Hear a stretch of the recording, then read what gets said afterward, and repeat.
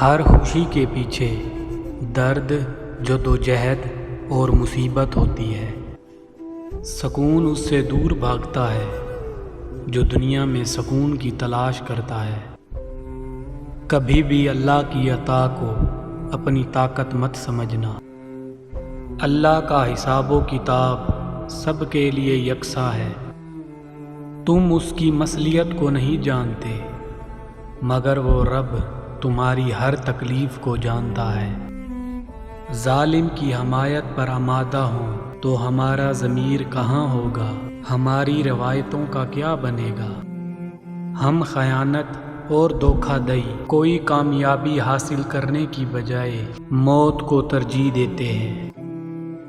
جب بھی حضرت محمد صلی اللہ علیہ وآلہ وسلم کا خیال میرے دل میں آتا ہے تو میں اپنے اعمال کا سوچ کر شرمندہ ہو جاتا ہوں۔ اپنا سر کبھی مت جھکاؤ اور نہ ہی کوئی ایسا وعدہ کرو جس کو تم پورا نہ کر سکو۔ جب ضمیر غلامی کا عادی ہو جائے تو طاقت کوئی معنی نہیں رکھتی۔ آگ بہت تیز ہے مگر ایک آگ کوئلہ بناتی ہے اور دوسری آگ کندن بنا دیتی ہے۔ ظالم پر رحم، مظلوم پر ظلم ہے۔ تمہیں کیا لگتا ہے کہ تم مجھے ڈرا سکتے ہو؟ میرے پاس ایک ہی زندگی ہے اور وہ بھی میں اللہ کے لیے قربان کر دوں گا۔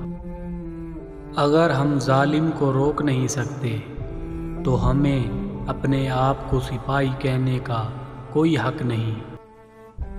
ہم یا تو غازی بنیں گے یا شہید، لیکن ہماری تلواروں کی جھنکاریں ہزاروں سال تک سنائی دیں گی۔ جو ہمارا مقصد ہے وہی ہماری طرز زندگی ہے۔ ہمارے دشمن کی طاقت ہمارے بہادر ہونے کی علامت ہے۔ ضروری نہیں کہ جیت ہمیشہ طاقتور کی ہو۔ اللہ جس کے ساتھ ہو جیت ہمیشہ اسی کی ہوگی۔ حق کی راہ پر چلنے والوں کو میرا رب کبھی تنہا نہیں چھوڑتا۔